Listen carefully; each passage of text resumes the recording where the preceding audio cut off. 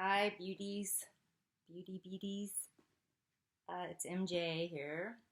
Just wanted to, well, first and foremost, take a moment to just become aware of your breath and remembering your beautiful breath and how it's filling your oxygen up, your cells up with oxygen, and raising the frequency of your brain by letting the clouds and the thoughts go by like clouds. And just remembering like that's raises your frequency. So it's a computer, the brain, as I've said before. So we want to like remember to do that, even if it's only for 1 minute. Just the more that we do that, the more that the neocortex is right around here. When we raise that up with our intentions and our breath and our awareness, we're not only are we raising to the psychic sona instead of the part that can be programmed in the neocortex, we are also um, breaking long-term neural net connections to pain and addictions to our emotions, which everyone is addicted to their emotions. If you weren't, there'd be a lot of people walking on water right now. And so there's addictions of all sorts, and we have drug addictions, alcohol, food.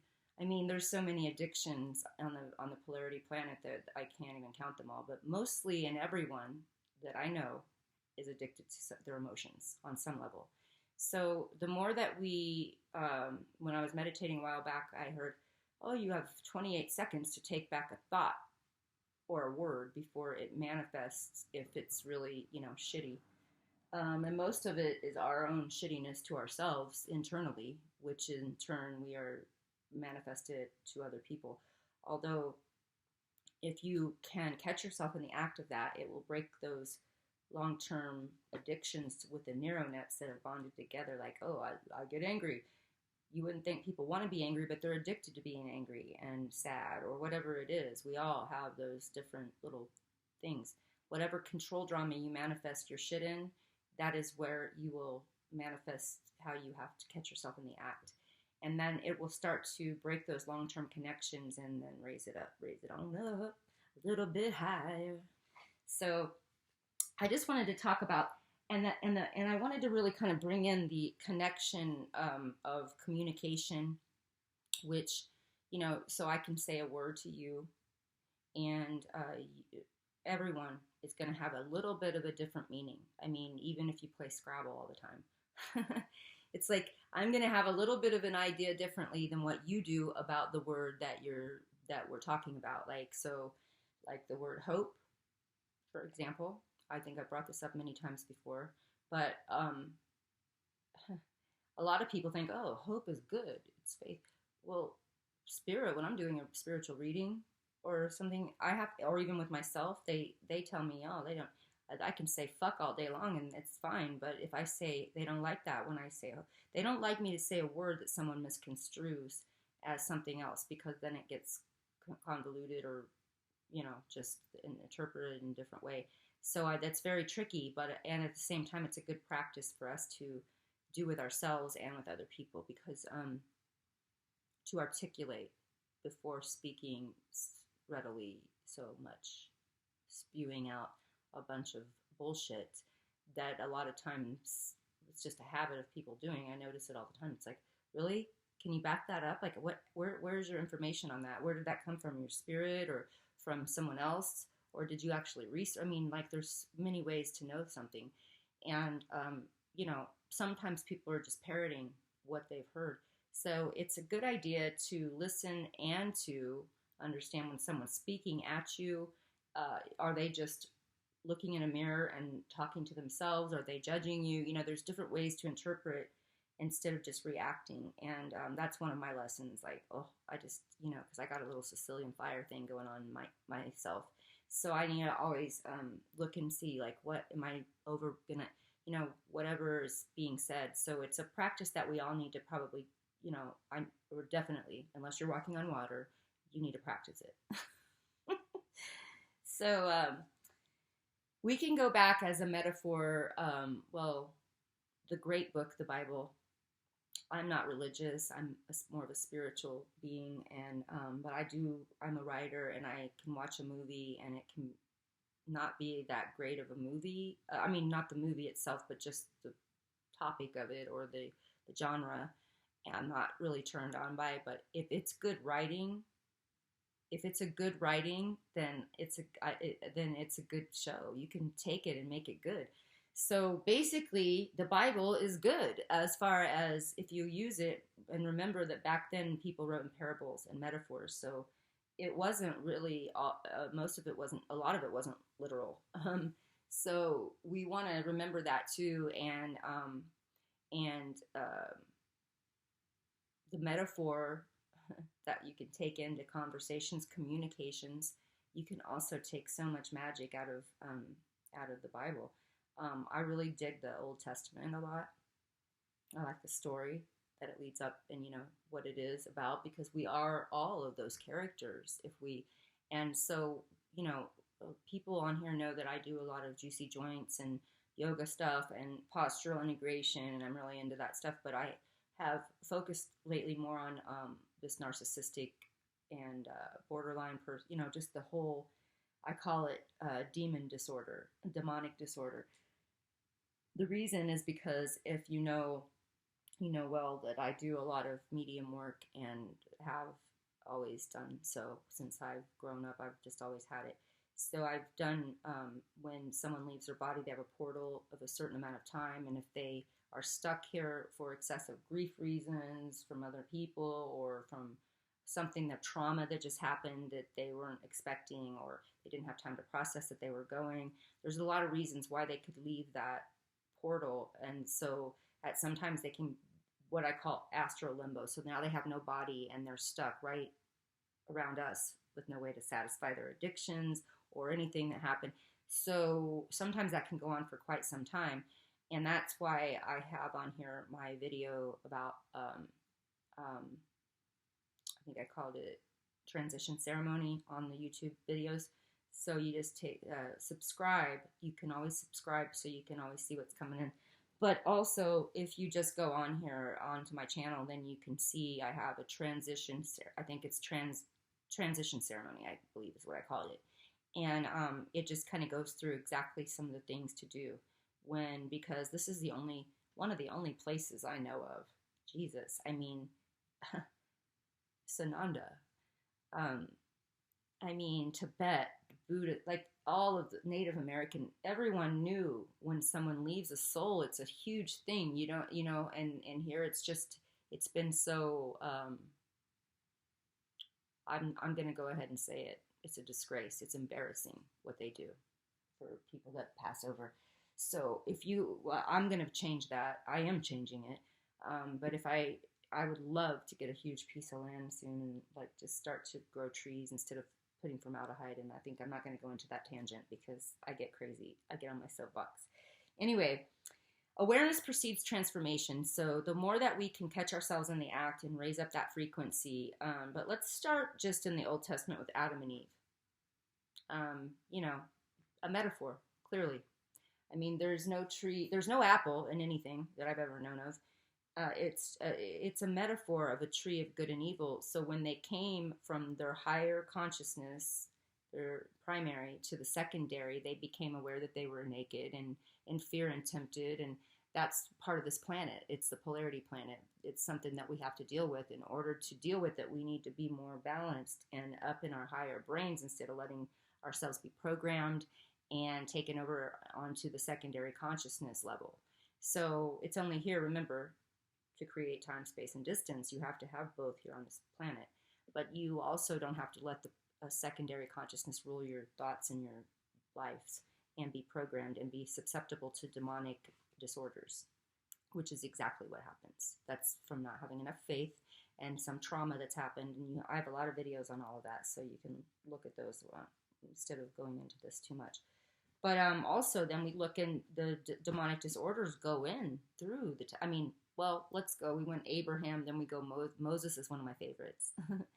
And I love Moses. In fact, I even brought him out of one of my cards. I'm like, Moses. So he's like, take charge. He never lost his faith. He was never in jeopardy of being taken over by a demonic disorder because he never ever wavered, even when people were like, what the hell are you doing? There's no way this is going to work. And he's like, oh, yes, I heard it and it will work, And he wasn't walking on water, but he damn sure probably was close to it, parting some seas and things. Um, and whether he was real or not, it's a metaphor we all can do. And in ourselves, it's an inside ourselves. We have to go to this place of the most high in our own souls. And our brains is that part of that whole deal. Through the breath, awareness, intention, even if it's only for a few minutes, just remembering to take a fucking deep breath and show yourself that you love yourself and that you remember that you have your higher soul, and you also have a tribe of band of holy angels around you in the unseen world that are there for you. But with your free will, you must connect to them, and first you must connect to yourself. And Jesus even said, Sananda said, the kingdom of heaven is within, and with the faith of a mustard seed, you can do the same works as I and greater if you only believe. Well, what does that mean, a mustard seed?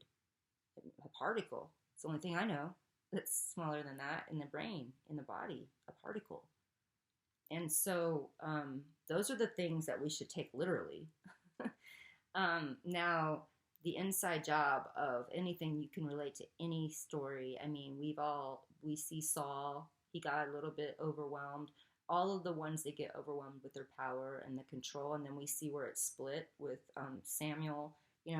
Like, wow, if you don't know about the Bible, basically that's when the prophets from Moses and all of them became more, started to go, take over things and follow their things. And then it's like, okay, well, Samuel, I'm the priest now, what we call the priest. He was a prophet. But then there's a king. So now we've divided it up. And what it really needs to be is everyone needs to use their own inside job, wherever and whoever and whatever standing you're in, whether you're being there for someone's spiritual healing or you're the president of the United States or whatever it is. Everyone needs to take responsibility for their own inside job and their own kingdom of heaven within. So it's time for us to take that literally and to keep our communication clear as we can. And when we can't, we violet flame it 28 seconds so it doesn't create a bunch of shit in your life, which it's subtle. You don't know when it's going to slap you in your ass. So you need to really not get that cosmic ass spanking. And on whatever level it's on, just catch yourself. And remember, the more that you catch yourself in the act, the more you begin to break that attachment that you have, that addiction to whatever it is, that emotion that you're doing, or that saying, I'm not good enough, or I'm your self-worth, or I'm angry, or I'm sad, whatever control drama is going on with you, you begin to break that long-term connection, and then we all do, myself included, and then we become a little bit, I wish I was a little bit higher. I don't know. I'm breaking out in song now. So that's another way, I'm not knocking religion on any. In fact, if there was a church, I've got Sicilian, a little bit of black blood going on in here, I would love to go sing with some gospel black people with myself being a little bit touched in that way. And so I love it. And I love that soul. And I'm not knocking white churches or anything. I'm just saying I'm a musical being, and I like to sing my prayers and sing about things. I just feel like I want to go to that church because they have more soul. And but any church is good, so don't get me wrong. I'm not saying anything's wrong with churches. Any church. I don't want to. I'm just saying my preference would be about jamming it out. Moving on up to the heaven. I don't know. I'd make it up. But I'm sure there's a way that we could sing it in our own ways that resonates with each and every one of us. And some people maybe don't manifest through singing, although I can't imagine who would not. It's hard for me to just even wrap my brain around, or my heart, or anything. So anyway, and all of it is the same anyway. It's all connected. So again, awareness precedes transformation. It's not something we're going to do overnight. Oh, I'm communicating with you, and I see. But what it is, it's about catching yourself before reacting, which I am so working on all the time. But here's an example. So you're at a place, any place, talking to anyone. You could take your pick. Let's just say you're at a party and you're talking to a friend, and they start going on. They're talking about shit that you don't like. It's lower vibration shit. Like it's like they're talking gossiping, or they're talking about something that you might want to, that you might have gotten sucked into at one time. It's just, and here's just an example of what I could say, which I have said many times. Oh, I'm sorry, excuse me. I didn't realize conversation was going in this direction, so I'm going to respectively excuse myself and go away. What are they going to do? Chase you down and tell you have to listen? I mean, it may trigger them and they may get upset, but that's what your skunk medicine, your boundaries, and your spirit are telling you to do, is to go away, and you're not causing a conflict. You're just saying simply, I'm sorry, I didn't realize that we were going to go into this direction and this isn't resonating. I'm going to respectively excuse myself. And so whoever wants to go ahead and go on with that, that's their deal. But you don't have to tell them they're wrong or anything else. You can just respectively excuse yourself, because that is your right as a beautiful being on this planet to pick your boundaries. And if you don't, people will pick them for you. So remember to keep your self-aware on these levels. And I just want to use some of the Bible stuff because it's really a nice read and a good story of things and metaphoric relation. And again, Emmett Fox, he does such good work with this. He goes way back, late 1800s, I think, or early 1900s. Anyway, he's got a whole series of the Bible metaphorically interpreted. The Secret Place of the Most High. He's got, oh my gosh, the Golden Key, the Garden of the Law. It just goes on and on. The Lord's Prayer. Be still and know I'm God. Like, it's just such a great, the Good Shepherd. Wow. Emmett Fox, and he's such a great writer, because I really dig people that are like, they're like a little bit of a smartass, like George Carlin. It's like, he's telling the truth, everything he's saying, but he says it and right. Emmett Fox is kind of like that. He's like, and that is all, don't be stupid. Like, he doesn't use that word, but it's kind of the tone he uses. And I just really appreciate somebody that's to the point instead of, not being, there's a way of being to the point in your writing and your way, instead of, there's a difference, and you can tell that tone, and you need to start to take responsibility. We all need to take responsibility in our own selves. No one can do it for us. No one. No one can communicate for me and my brain. No one can change the frequency in my brain. No one can breathe for me. No one can manifest a violet flame when I fucked up by saying something I shouldn't have said. There's no one that can do any of that for me. It's an inside job. Call it the search. There are people here, channels here that help and support, and that's what we should be doing, is supporting one another, tribal energy and all of that. But ultimately, you are the one that has to take your own responsibility for your own frequency and raising it on up and keeping your joints juicy and moving through experiences on the planet, and keeping your spine straight and doing the things that your breath, being aware, your intentions, and your communication clear. And if you have, it's really tricky in relationships, which we'll get into a whole nother thing on that. I just want to start it with the fact that we all have a different idea of what a word is, and you have to really keep yourself clear in your intentions and articulate when you want to really communicate with yourself and with other people.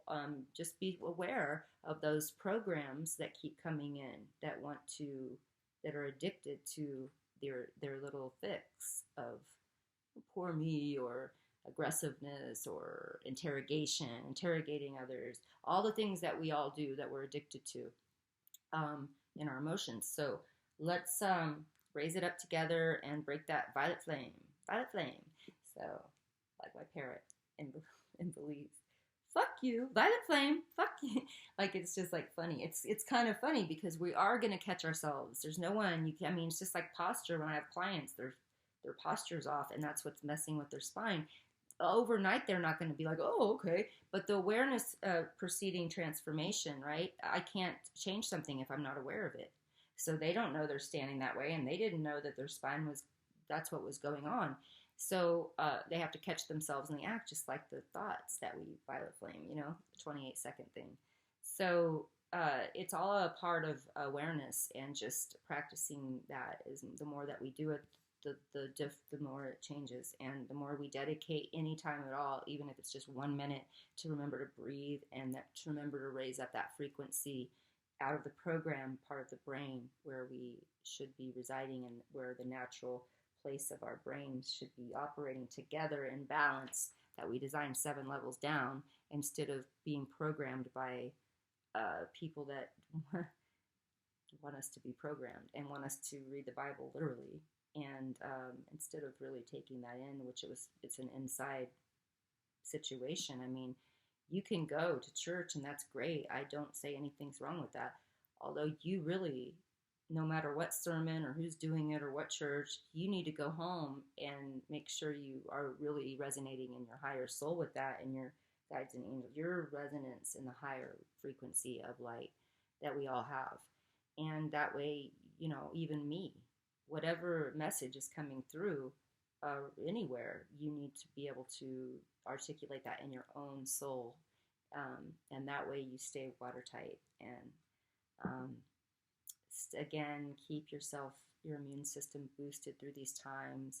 And that, you know, the bear medicine, just really using your dream time, and using this time to really go inside and feel the inside job of your soul, and just in your dream space, and, you know, writing it down, just breathing and stretching and doing whatever it is that makes you feel good right now. That's we're given that time, that bear medicine time, and then we can take charge with our faith in our dream space. Yay!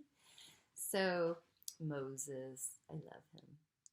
Anyway, blessings to y'all, and I will definitely be back and more frequent now that I've got more time, and more meditations. It's been great for me to, I realize wow, how much it is different to be in the bear medicine, because who gets to have this much time to just really go and self-reflect and dream.